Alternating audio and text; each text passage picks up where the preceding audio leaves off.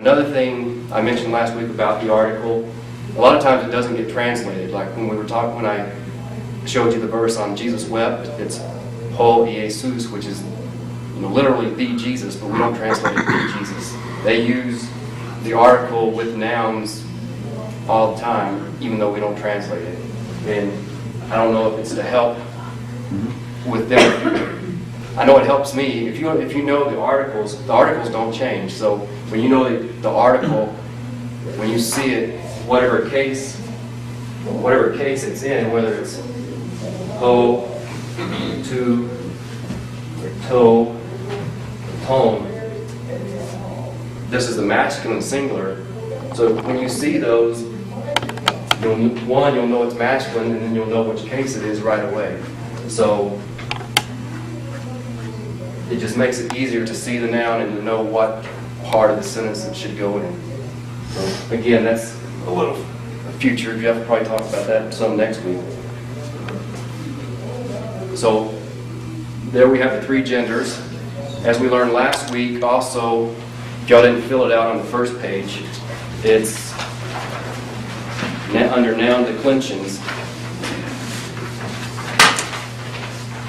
Sometimes that translation, where they leave the articles out, like the example you used, it's understood. I mean, it's understandable why they would leave it out. But There's reasons to leave it out that you would even use it.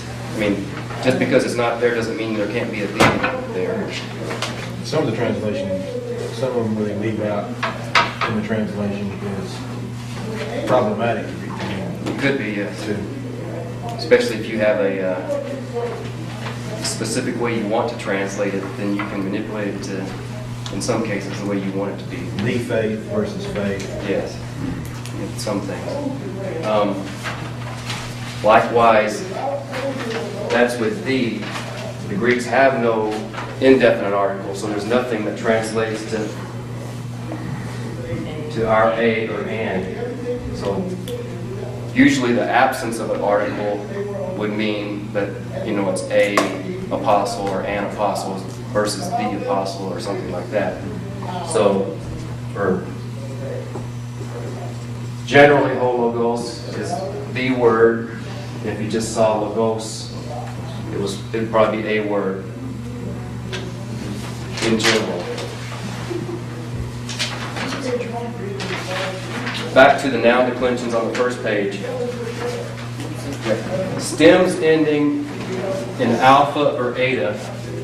Someone rewrote this from last week. They did a pretty decent job, I guess. Stems ending in alpha and eta are the first declension. So that's noun stems ending in alpha or eta are in the first declension. And then on the second page, we have examples of hora, which means hour. That ends in alpha. And then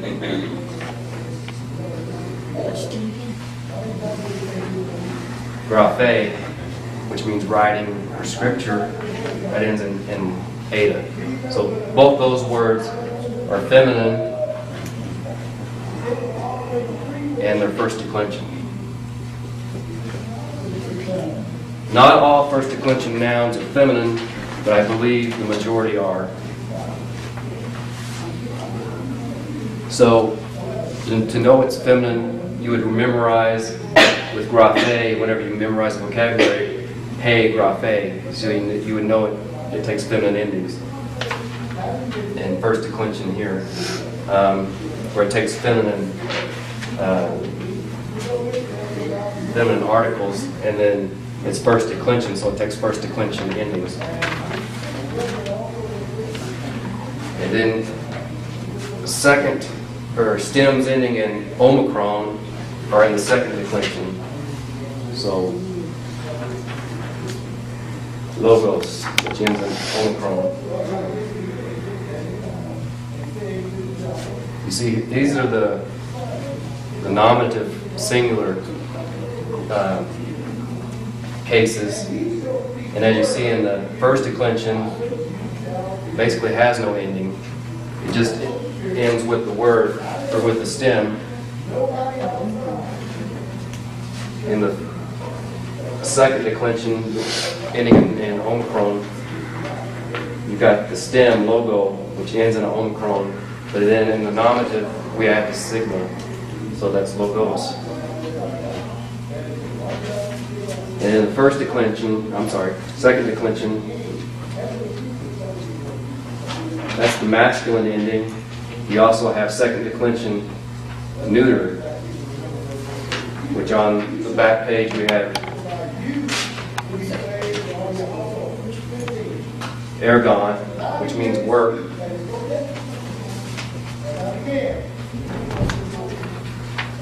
So here again, you've got the stem that ends in omicron, but in the neuter, the nominative ends in with a nu instead of a sigma.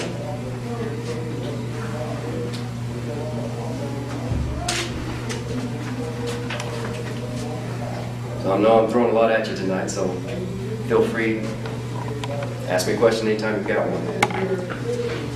Back to gender, one thing I want to stress is that just because a word is a particular gender doesn't mean that it takes that gender.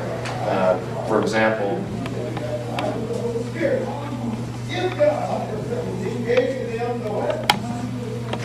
how do you pronounce that? Yeah, hamartia.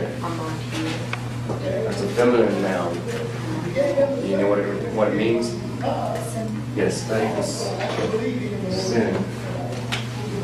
We also have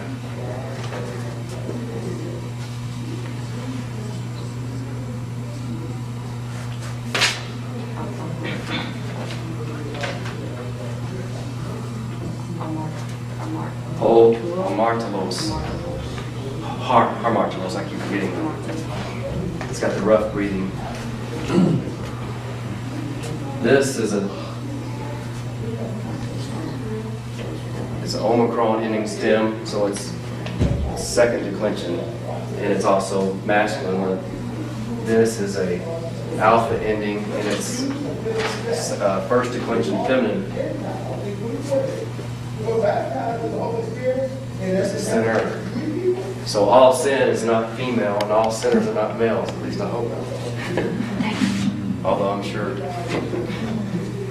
some can make a case for it.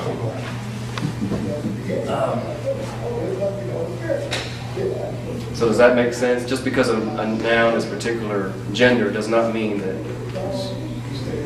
that noun, that's the only type that noun can be. The gender affects the case endings that it uses for each case that it's in. So, questions? On the first page, what was the last one? Good questions. I didn't answer that one. The third declension ends in consonants, so it's consonantal stems, and we haven't discussed that yet. I'm sure Jeff will hit that at a later date. But in consonantal stems, those can be third declension,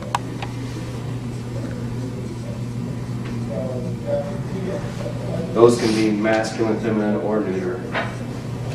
There's no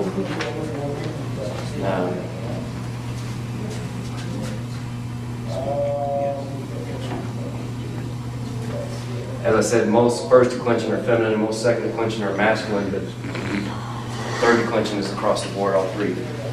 Although there are some feminine or masculine first declension, and I believe some feminine second declension, but there's not a lot.